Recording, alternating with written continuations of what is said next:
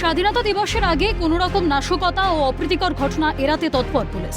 কড়া নিরাপত্তার চাদরে মুড়ে ফেলা হয়েছে কলকাতা বিমানবন্দর।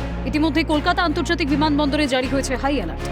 নিরাপত্তাজনিত কারণে নেওয়া হচ্ছে বাড়তি সতর্কতা। 6 স্তরীয় নিরাপত্তার বন্দোবস্ত রয়েছে এয়ারপোর্টে।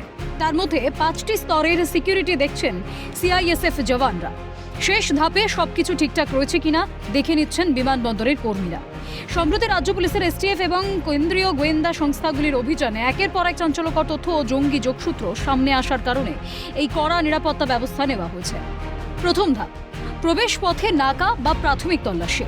দ্বিতীয় ধাপ, তল্লাশিটি হয় ডিপার্চার বা বহির্গমন গেটে। তৃতীয় ধাপ, টার্মিনালের ভেতরে র্যান্ডম বা দৈব চয়ন ভিত্তিক তল্লাশি।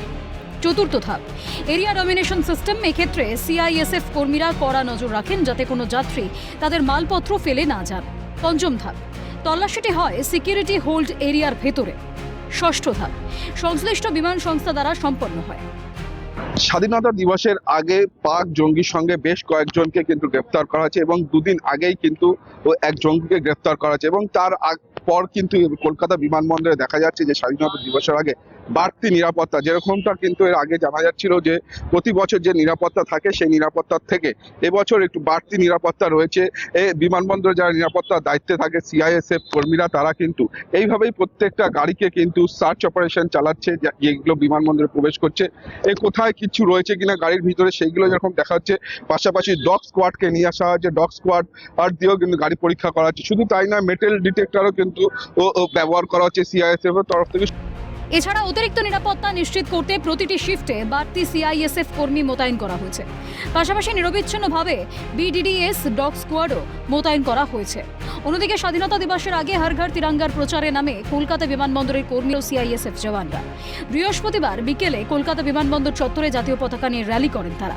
র্যালিতে উপস্থিত ছিলেন এয়ারপোর্ট ডাইরেক্টর বিক্রম সিং সহ বিমানবন্দরের কর্তৃপক্ষ, সিআইএসএফ এর উচ্চপদস্থ আধিকারিকরা। পরে সাংবাদিকদের মুখোমুখি হয়ে তিনি বলেন, বর্তমান পরিস্থিতির কথা মাথায় রেখে নিরাপত্তা নিয়ে ইতিমধ্যেই একাধিক ব্যবস্থা গ্রহণ করা হয়েছে। ये इनिशिएटिव इसलिए लिया है कि हमारे सारे स्टाफ में, हमारे सारे स्टेक होल्डर्स में सीआईएसएफ हमारा बहुत इम्पोर्टेंट साथी है और बाकी जो भी हमारे एयरपोर्ट के स्टेक होल्डर हैं, सब में एक एकता की, राष्ट्रीय एकता की भावना और देशभक्ति की भावना जागृत हो।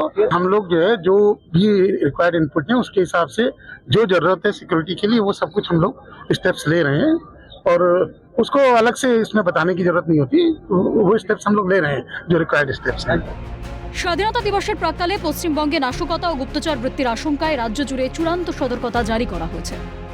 যে জঙ্গি ধরা পড়েছে এবং তারপরে যে স্বাধীনতা দিবস, সেখানে নাশকতার আর বিভিন্ন সময় সন্ত্রাসবাদীরা নাশকতার ছক করে, সেই ছক যাতে না হয় কোনোভাবে, তা যাতে সফলতা না পায়, সেই জন্য কিন্তু বাড়তি নিরাপত্তা কলকাতা বিমানবন্দর জুড়ে। সিআইএসএফ এর আধিকারিকরা দাঁড়িয়ে থেকে হাতে সমস্ত রকম তাদের অত্যাধুনিক যে সমস্ত অস্ত্র রয়েছে বা মেটাল ডিটেক্টর, ডগ স্কোয়াড, সেইগুলোকে নিয়েই কিন্তু এই নিরাপত্তা ব্যবস্থা খতিয়ে দেখা হচ্ছে। কলকাতা বিমানবন্দর থেকে শান্তনু শাহ, ক্যালকাটা নিউজ।